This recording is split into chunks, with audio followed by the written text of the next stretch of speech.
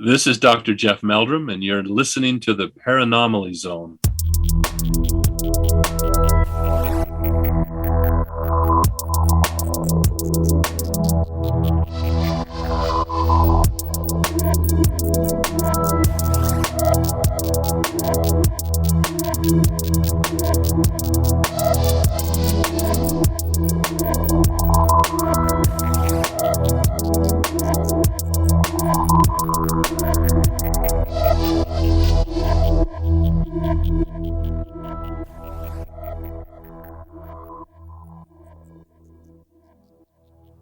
Hey there, ponderers of the paranormal. You are in the Paranormal Zone, your place for all things paranormal, strange, and mysterious. And this is the return of the last call. The last call that has been rechristened.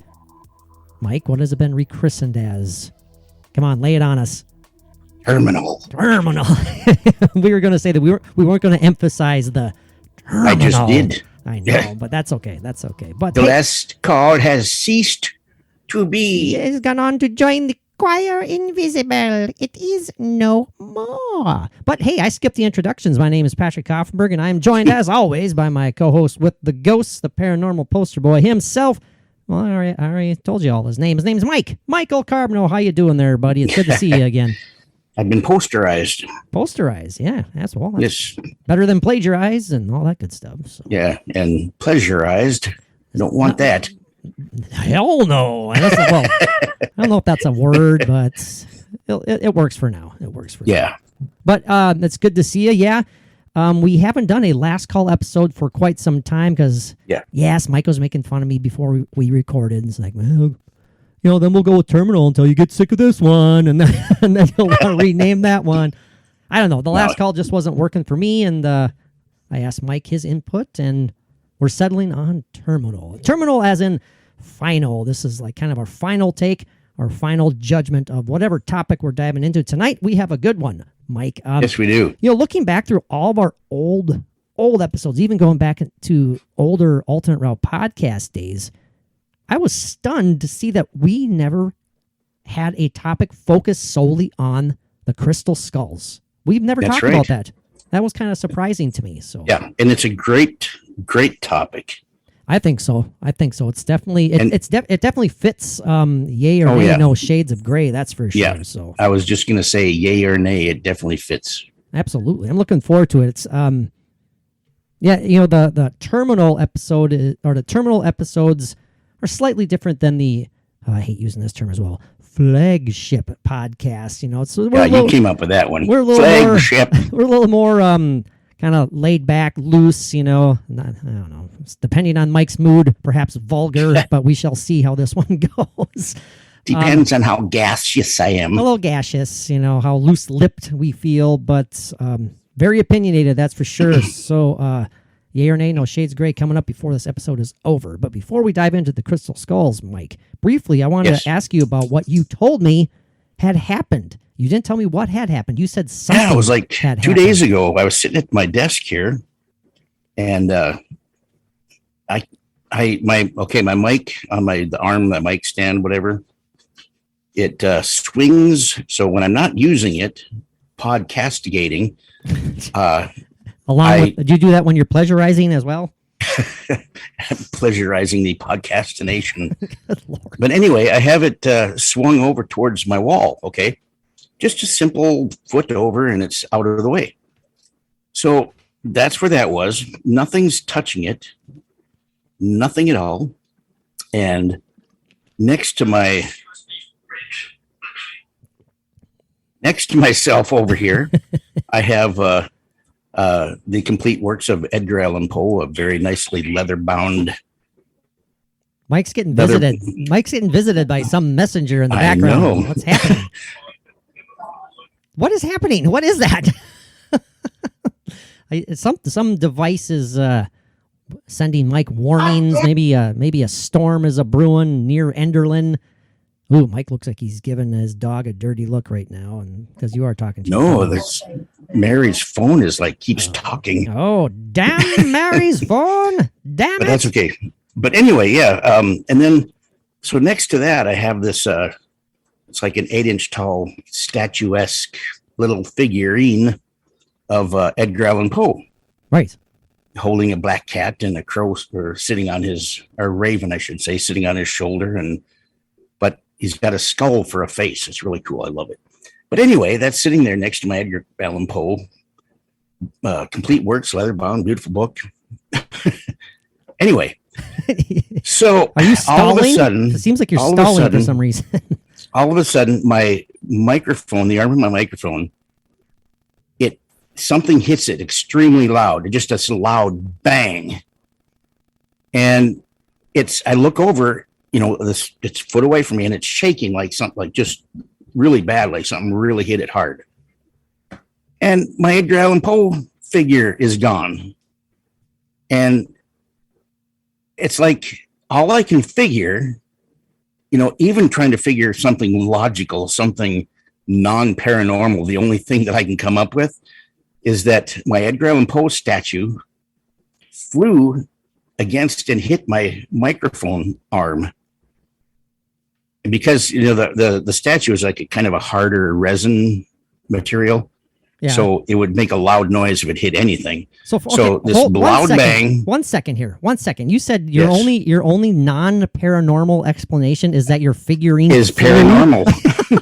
Yes. Wow. And so I'm looking, and okay, my Edgar Allan Poe is gone, but I do have like a 4-inch space between the edge of my desk and the wall, which I have these 2 very old antique bricks sitting against the wall. That's where my book is on one and my Edgar Allan Poe is on the other. And all of a sudden, when I'm sitting here looking at it after this happened, it couldn't have been maybe 30 seconds later, a good 30 seconds. All of a sudden, I hear something fall behind my desk, the edge of the desk and the wall. And I look, and here's my Edgar Allan Poe on the floor. So my Edgar Allan Poe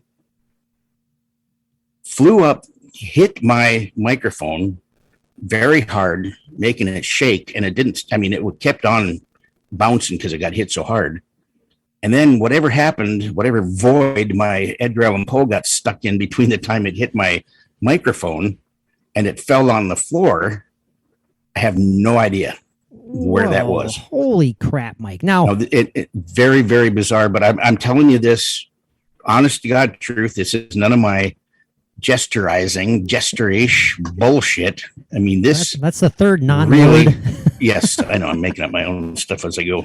Own words, not the story, the words.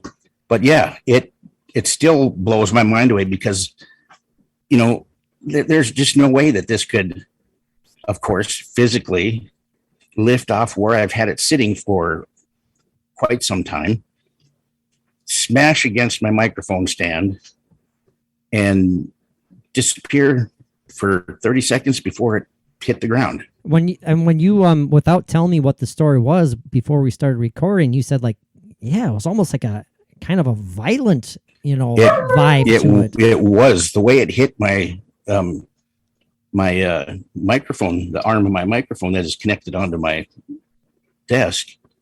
It hit so hard and it was so loud, and it kept on bouncing after it hit. That is bizarre and crazy. Now, if we can't continue talking about this for very much longer, but I want to. Right. Can we talk about it again when we record the air absolutely quotes, air quotes here, flagship podcast? Because I want to really dive into that, because that if that is, like you said, Mike, something paranormal, that blows my mind. That's getting into physical manipulation and, cripe, you even kind of hinted at it, like maybe disappearing into another dimension for a brief moment. I'm not saying that that's what happened, but boy, it was a good 30 seconds. And all of a sudden, and Mary was sitting here, and then all of a sudden we heard it hit the floor, and actually it's still laying back there. My back won't let me go down and get it. I got to get my long reacher grabby thing that I got one of those old people things. I think you use the reacher grabber thing to pleasurize yourself, don't you? So no. Oh. All right. I put a smooth rubber glove. Okay, that's all. Far enough. End of it. Far enough. No, I don't. That's nor crazy. would I. That's crazy bizarre. I want to talk about that next time. It was very bizarre. Can't figure it out. Nothing else was even a hair out of place anywhere. That's something I thought, well, did something fall off and hit it and make it move? But no, nothing's out of place. It was tight on that brick and tight against the wall. Man. Nowhere for it to go except if something very violently flung it into my microphone. Maybe something is there, or someone is there who was mad that I was using your microphone, and we had to screw up the arrangement of your podcast station there when we recorded together the other weekend or last weekend. Maybe they're like, "Oh, you messed with our mojo, man." I don't know. Maybe something followed us back. Ooh. Oh, the guy that died in the cemetery. I don't want to think about that right now. We're I need to go to good night's sleep yet tonight, Mike. So, yeah. Definitely talking about the next recording. So, Mike. Anyway, yes. The crystal skull. What pops into your mind when you first think of or envision the legend of the crystal skulls? Is this something that I'm assuming it's something that you've been quite well aware of for a long time, but I've loved it for many, many years. So I take it you have like a definite positive vibe about it. Oh, yeah. It's, I get the whole feeling of like the Mayan ancestry that it was either them that created it, these crystal skulls, or they were actually a theory that they have is that the Atlanteans, these were inherited by the Atlanteans, and they were 13 of them, and they distributed them over the planet. Excuse me. Mike's now being attacked by that ghost again. I'm all excited about all that. Yeah. No, but anyway,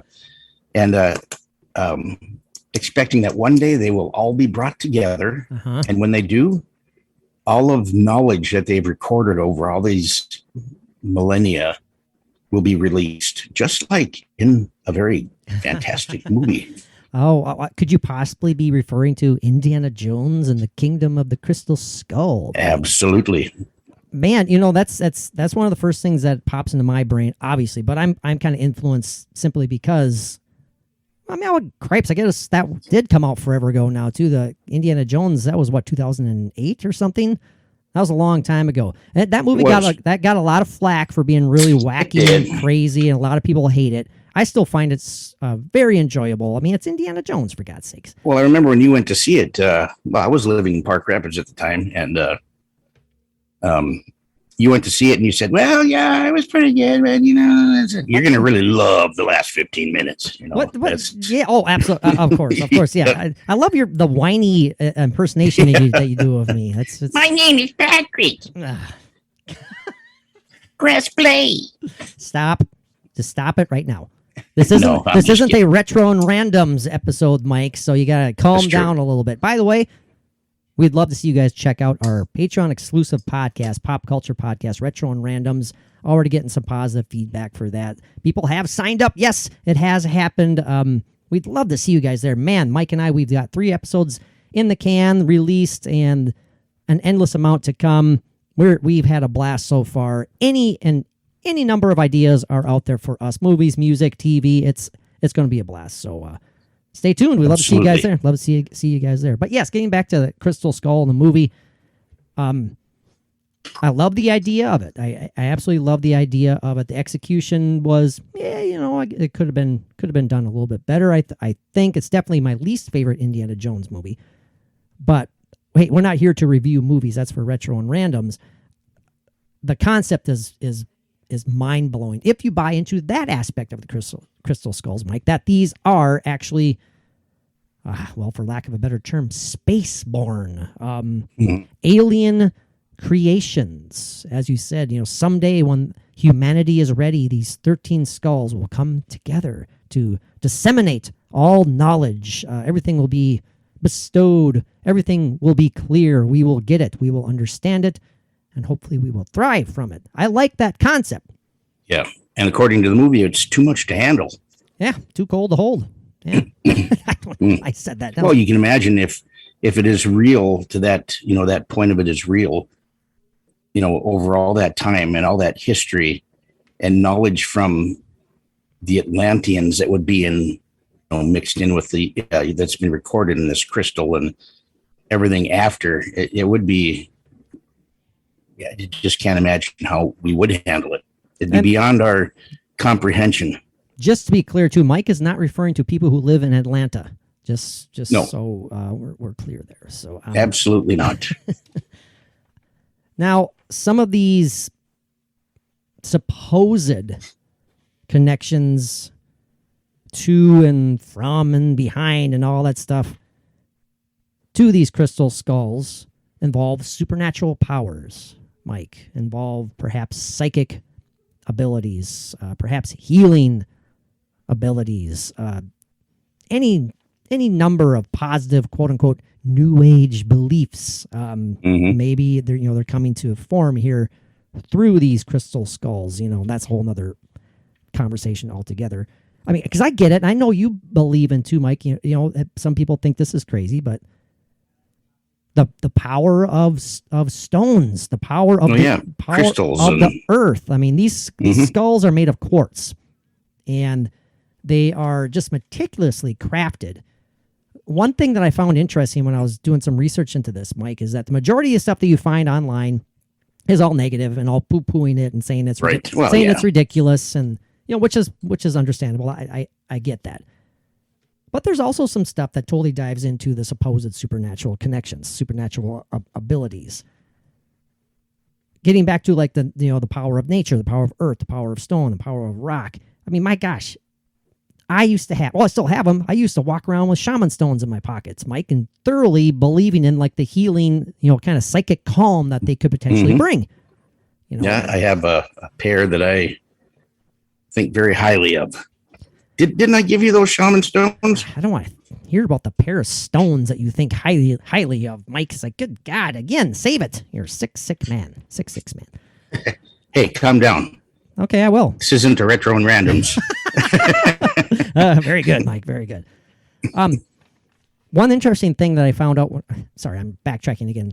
Yes. Looking online and stuff is one of the first negative accounts of, well, not accounts, but reviews or takes on it was saying like the first thing that jumped out to them that there is no legit documentation of a supposed excavation or supposed expedition that originally discovered these artifacts. But then, like the very next article I find, it might have been on History Channel. I can't remember what it was, but it very clearly documents British adventurer Frederick Mitchell Hedges in 1924 on his expedition. It was his daughter that found it, wasn't his stepdaughter who found it on their expedition to Lubonton inside an ancient Mayan city in Yucatan jungle in Belize. And yes, his stepdaughter Anna discovered this crystal skull. I mean, that's documented, isn't it? So I guess I don't know which one's right. Well, that's the original story that I heard about that one skull, the skull of destiny, I think it is. Oh, there's several names. There's several. This one, I believe, is called the Skull of Doom. I mean, any number of things. There's a Skull of Doom. There's a Skull of Destiny. There's the Einstein skull. I originally had heard that like 12 of them have been found, and then once the last one is found and they're brought together and whatever, but then I have read also that they've all been found, and there's probably more than 13, but the ones that go past the original possible real crystal skulls are probably fakes or, something that somebody made, but they can be, when studied very closely under microscope and everything, the real crystal skulls are supposed to be so meticulously polished that there's no marks from a craftsman making them or anything, which would actually be there. I mean, no matter what you do, there's going to be marks showing that it was carved and polished, whatever. But these ones that are supposedly real, they can't figure out how they were done because they're so meticulous and so highly perfect. Yeah, the skeptics and I should just say the pseudo skeptics, the people who don't even look into the possibility of them being potentially supernatural in origin. They always point that out, that they say there's no obvious markings. Let me rephrase that. They said there is markings on there, but it looks like it's not as old as a lot of these people claim that they are, where there's not markings from like rock and stone and whatever, or bone or anything like that would maybe perhaps be used to carve them. But in fact, there are markings from a rotary wheel, which led them to assume that these were crafted in the late 1800s. So they're not nearly as ancient as believers in them say that they are. So, well, looks like they were made in 1800s, and they've just been sold as these supernatural artifacts since then. But they truly are they're made by Victorian hoaxers. I remember reading that. Victorian hoaxers. It's simply what these crystal skulls. They would have to be extreme craftsmen. Yeah. Oh gosh. Yeah. You just looking at these things, they're beautiful. Yeah. Because I've seen some that are they're like identical to a human skull in every detail. I mean, just there's no difference. I mean, and life size, and life size. Exactly. If they weren't made out of crystal, if they were, if you just wouldn't be able to tell the difference, they're just so much like the human skull. But then I have also seen other ones that look very primitive and very primitively carved, like the teeth and the eyes and things. And so they aren't all, look like a perfect replica of a human skull, but those could be the fake ones. Right. Yeah. Great. I mean, great point.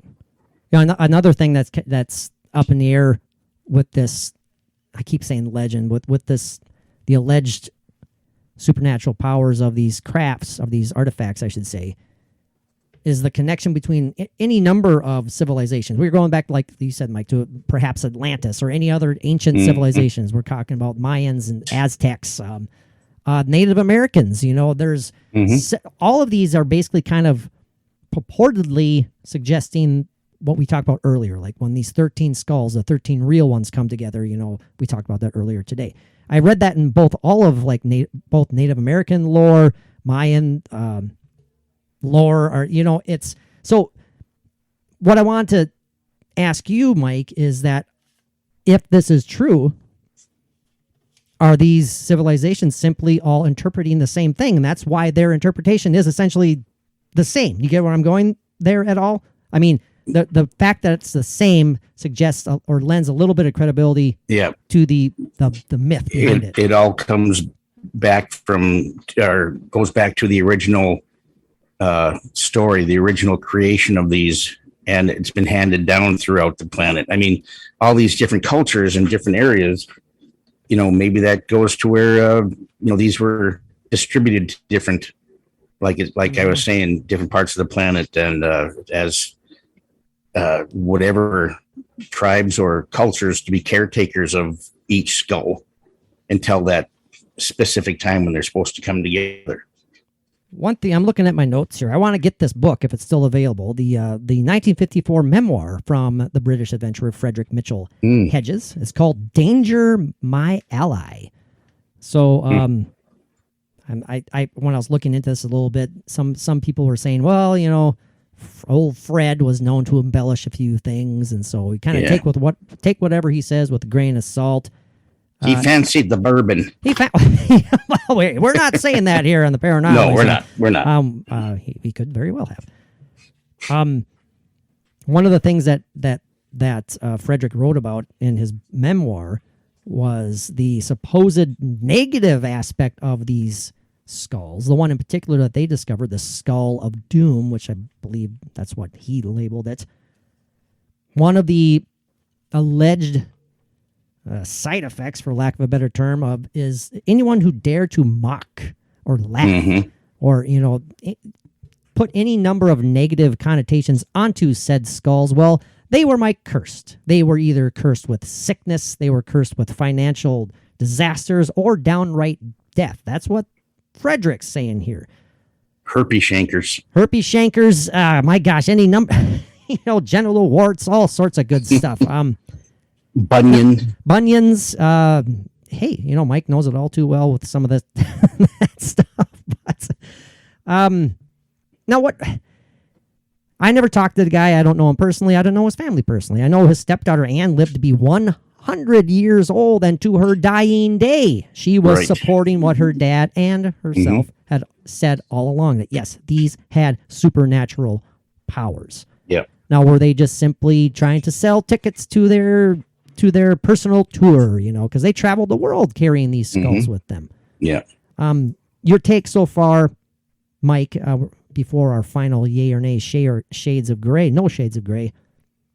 Do you buy into the idea of Frederick being a salesman more than a legit? Well, when you were just saying that, it could be both. I mean, if you found something that's so magnificent and as real as it could possibly be, there's always that chance of somebody exploiting that. Mm-hmm. Oh, absolutely. Yeah. Maybe did not have anything to do with making it. They actually found it in the ruins of a Mayan temple. And it's like, well, we can make a lot of money off of this. Right. But at the same time, maybe still have that respect for what it might possibly be, because they wouldn't have been able to know. Mm-hmm. It would have just been this magnificent skull that they found and couldn't figure it out. Again, looking at my professional notes, and we're all over the place, but that's kind of what Terminal is all about. Highly opinionated and just, I was going to call us scatterbrained, but that sounds way too negative. So, yeah. One of the notes I looked at here was there was a 2008 study performed by the Smithsonian Institute of all places. Fairly legit institution right there. Now, we'll spare you all the details, but their conclusion was, and this is word for word, likely all 13 life-size skulls are fakes. But I jump on that word likely. Likely. Why? They aren't ready to say 100%. Why can they not say 100%? What is holding that back? That jumps out to me. Does that jump out to you at all? Yeah, they can't prove it to be a complete fake. There's that either that it could be that doubt about it being fake, even if it's a small amount, or they could have, as the Smithsonian, they could be actually hoping that it is real. I like that idea. It's like, could you imagine if this is real? We want to hold out some hope. There's something there. There's something there that is keeping them from totally dismissing it. And they're holding on to that. Yeah. Now I'm flipping the page on my professional note taking, Mike. Well, some of the names that were given to these skulls was Shah Nara, not the band. I was going to say Bowser. Not Shah Nana. The skull of Bowser. Not Shah Nana. Shah Nara. I mentioned earlier the Einstein skull. Obviously the skull of Doom. The Amar, and then another one I found very, very peculiar, simply called Max. Yeah, I've heard that. I think that's the one that looks not quite so professionally done. Okay, we'll just call that one Max. Yeah. There's Max right there. It's got a tag on the back, the bottom of it made out of gray duct tape, and it's got a Sharpie word MAX on it. Oh, that's very nice. Yeah, I thought you were going to say it had like a price tag from Sears on it connected to it. Oh, still, no. So. Made in Taiwan. Some of the supposed supernatural abilities that are prominently featured or utilized with these skulls include peering into the past and the future by staring into the eyes of these crystal skulls, scrying, as a matter of fact. Right, exactly. Which was also in the movie. It was. Now that you mentioned it, it was. They didn't. Yeah, and look what that did to. That didn't turn out very well. No. Yeah, Oxley, he did not deal with that well. No, absolutely not. Absolutely not. Threw him for a loop for a few months. I do love the phenomenon of scrying. Absolutely. I need to try that. We need to try that sometime. I 100% agree with that. In all of its shapes and forms, there's so many different unique takes water, on it. mirror, crystal. The mirror one is one that I personally had a weird experience with before. Yeah. So it's interesting. It's very interesting. Now, one article I found that was really supporting the supposed supernatural powers of these pointed out that these stones or these skulls are already made up of precious stones, which, in fact, themselves contain powers. If you are along those believers in the power of natural stones, such. But it's a known fact that crystal is a conductor of. It's used in radios and watches and 100%. all of that stuff. I mean, it does have that capacity. Some of the notes that I jotted down here, these stones could, they activate healing and psychic abilities. They boost your vibration and spirituality, and they boost the spirituality of a crystal grid. They can amplify your thoughts. They can absorb, enhance, store, and regulate energies. And they can also open up communication with spirits. Yes, and I was also reading, it's kind of an obscure thing on the internet, that it can also get rid of the smell of asparagus in your urine. That's very important. If you really look deep into it. You want to do a deep dive. Yeah. Do you need to talk about something, Mike? There, or is that? No. It's just a little known fact about but that's only Max can do that. That's only Max can do that. Yeah. That's only Max. That's the ability that's at the very bottom of the page, with a couple asterisks next to it. It's like in the severe fine print. Yeah. You have to really, really look deep to find the asparagus connection there. Yeah. Oh, sorry. The asterisk next to it. Yeah. Sorry, the asparagus smelling urine, I meant to say. So if you're suffering from that, check out some of these crystal skulls, baby. I totally, for one, buy into, and I might be a weirdo, but I know, Mike, you're the same with me. I buy into the power of these stones, if not for anything else, but as a, how do I want to put it? Kind of a conduit, maybe. Sure. It's a good word. Some people might say that you're simply, you're utilizing these stones. They don't have any supernatural power, but because you believe they do, you're just enhancing the power of your own mind. You're unlocking powers in your mind using this little, whatever you want to call it, a talisman or a token or anything as a tool. As a tool. There's nothing special about the rock itself, but since you believe in it so much, it does create some pretty interesting. That's a possibility of being part of it. Yeah. Do you know that if you take two quartz crystals, could be connected though too, It could be connected, exactly. But if you take two quartz crystals, and you rub them together really, really fast, and you do this in the dark, they start to glow, and they'll spark, and then the faster you do it, the more it sustains that light that's coming out of it. I love instead of just a spark. It's hard to do it long enough because you got to go really fast, but it's like an energy that glows out of it. I'm sorry, I just don't want to think about you in the dark rubbing things together really fast. And I'm sorry. Well, my mind's in the gutter tonight. I think you should try it. You'd be fascinated. Yeah. Okay. And what two small pieces of quartz crystal can do. God dang it! My mind energy is in the energy gutter. Mine's in the gutter right now, Mike. Oh, let's see here. I had an article that I wanted to pull up on my phone, but of course it left me. So I'll click on this one instead because we got to wrap this up here in about 10 minutes. This has been a great discussion though so far. Absolutely. We need to make sure that ended on a bang somehow. Yay or nay, no shades of gray. I don't know. That's just about the Indiana Jones movie, basically. Well, I'm curious what it says right here. This paragraph is titled "The Skull of Doom," and this is a portion. Sharing a portion here from Joe Nichols' book, Adventures in Paranormal Investigation. Joe Nichols. Okay. He discusses one of the best-known skulls, the so-called Skull of Doom. And we already spoke about its discovery. The Skull of Doom is an impressive piece of quartz, almost 12 pounds, rumored to have the power to kill. And we kind of mentioned that as well. It says here, when a Mayan priest conducted arcane rituals and focused his concentration on the powerful relic, the skull could kill anyone at the priest's command. So, I don't buy into the negative alleged powers of these at all. Yeah. I mean, I guess unless one of the skulls needs to have. Oh, sorry. I'm not saying it's absolutely 100% not real because we don't do that.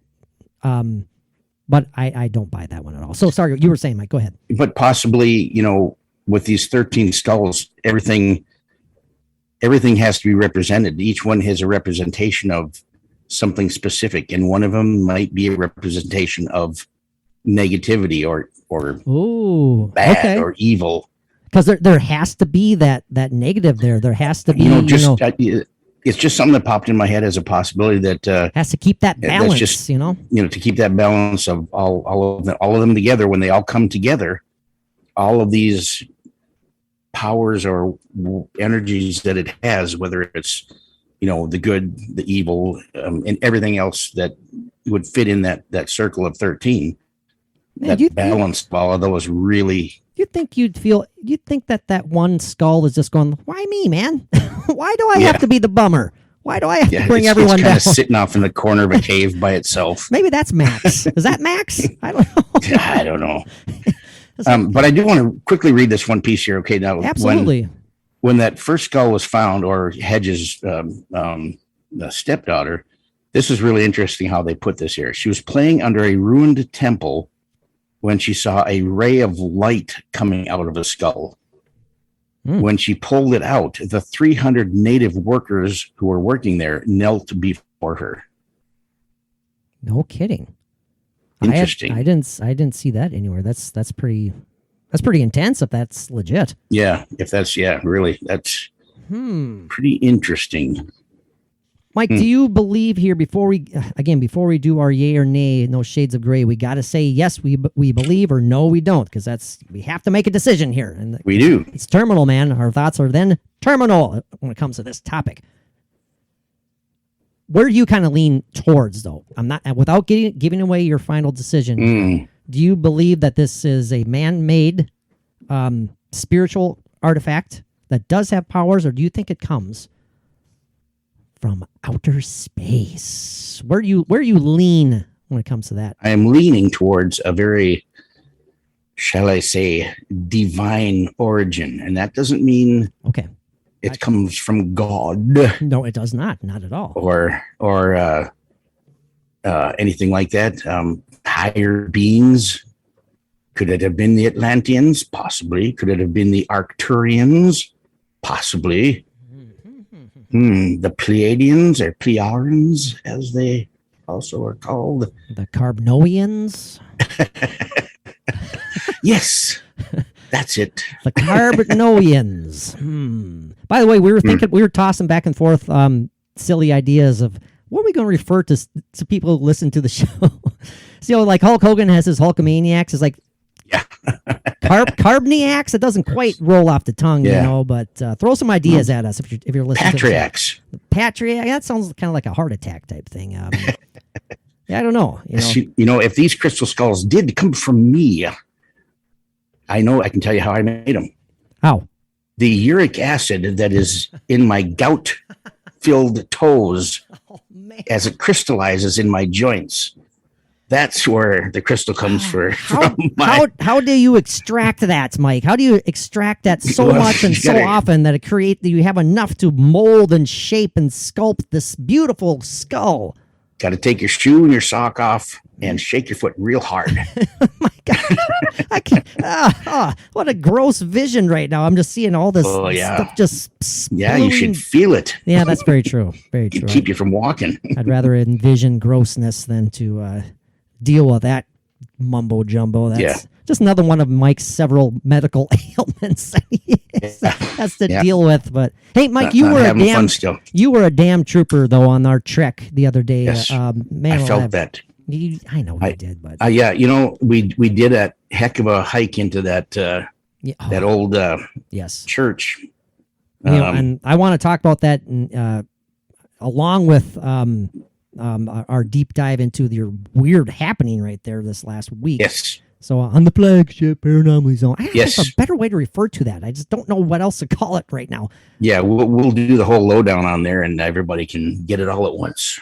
Well, Mike, we're coming up on the time limit here for our terminal episode. Let's just dive into it. Yay or nay, no shades of gray. If you want to, you can give some reasoning behind your decision. Do you want to go first? Do you want me to go first? How do you want to do this? You go first this time. I really want to hear your take on this. Okay, deep breath. First off, I'll preface this by saying I love the supernatural concept behind this, the potential supernatural connection, I should say. Now, do I buy it? That's a whole nother story. And I don't want to always come across as the bummer here, the negative, the skeptic guy, because I'm not. I'm open-minded. No, you're not. You're just putting out your honest, true feeling on the whole thing. So do I think it's possible? Do I think it's possible that it is alien conceived, that is related to alien life? 100% I do. I believe that wholeheartedly. I believe that more so as being even a powerful spiritual man-made creation. I tend to believe more so that it is not of this world. That's where I sit when it comes to that. Having said that, yay or nay, no shades of gray. Do I think these crystal skulls not only are of alien origin, do I believe them to be legit? Pains me to say this, but guess what? Dun, dun, dun, dun. I have to say no. If I have to say yay or nay, I have to say nay. I don't want to say that yes, 100%. These are real and these are of alien origin. Do I love that idea? Yes. Would I love it to be real? You hope that it would be true. I hope it to be real 100%. But can I say it without a doubt? Absolutely not. So unfortunately, I have to say no. Do you have any specific quick thoughts of why you had to go with the nay? Well, Mike, you know me. There's just too much doubt behind it. There's too much. It's just not enough. There's not enough strong evidence to support it. There just simply isn't. And there's more doubt. There's more questions. And quite frankly, there's more legitimate answers when it comes to potential answers when it comes to the idea of them being simply Victorian hoax artists behind all of this. Not saying I believe it, but there's more evidence supporting that than there isn't. So I have to go with nay. How about you, my friend? Well, I got to tell you, you know how I am with the entire, alien agenda type thing. And this could have been a possible agenda that was started so many eons ago, where for some reason, whether it was the, alien or Atlantean, Atlantean, we can get into a whole nother yay or nay about that.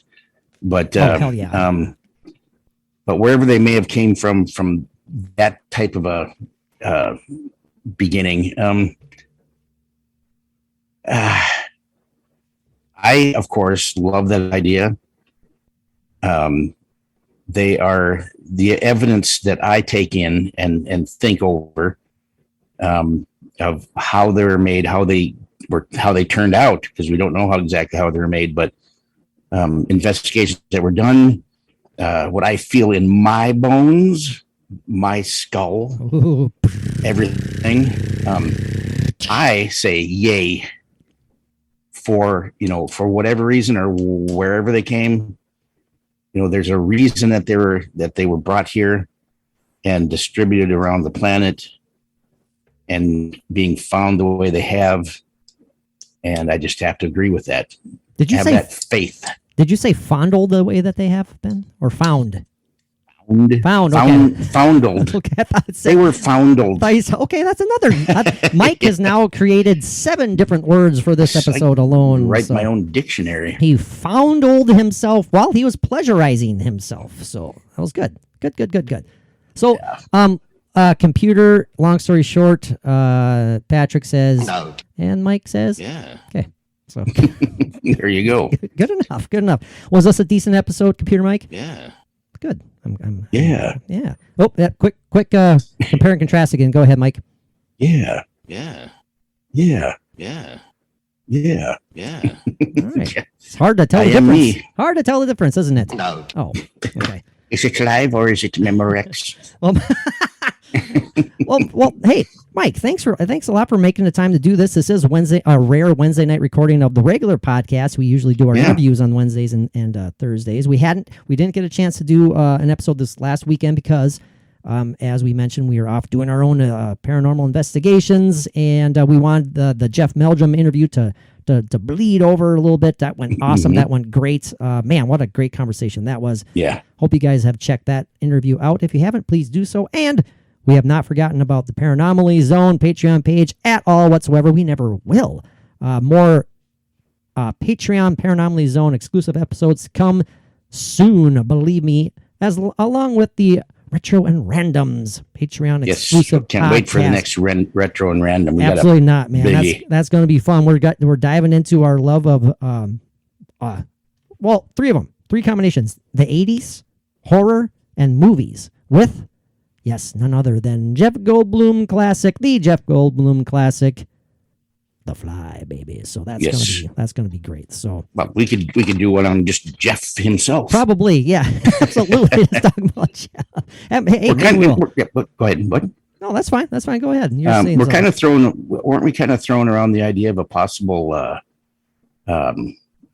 true crime coming up, maybe possibly. That could very well be. I think that's what the idea was the next Paranormal Zone episode is definitely, well, let's just call it right now. Let's say it because, well, I'll a little behind the scenes knowledge here. Our true crime episodes have proved to be quite popular when it comes to downloads, and so why not do another? And we love it. We absolutely love it, but again, we both feel like we have to take showers after we talk about these truly sick. I'm going to take a dirt sand and then shower it all off. Yuck. So just roll around on the ground and just. So, hey, Mike, we're already pre-planned then. So we have Retro and Randoms, The Fly. We have True Crime episode. We just have to choose the sick topic matter or the sick individual who we're going to cover. And I think it's time to do another creature feature for our Paranormal Zone exclusives. Those are always fun. We haven't done one in a long time. We need absolutely. All right, Mike. Thanks again for joining me, buddy. Crystal Skulls. I say nay. Mike says yay. But we both love the potential reality behind them for sure. So, Mike, until next time, my friend, what do our awesome paranormal listeners need to do? Peace out, everybody.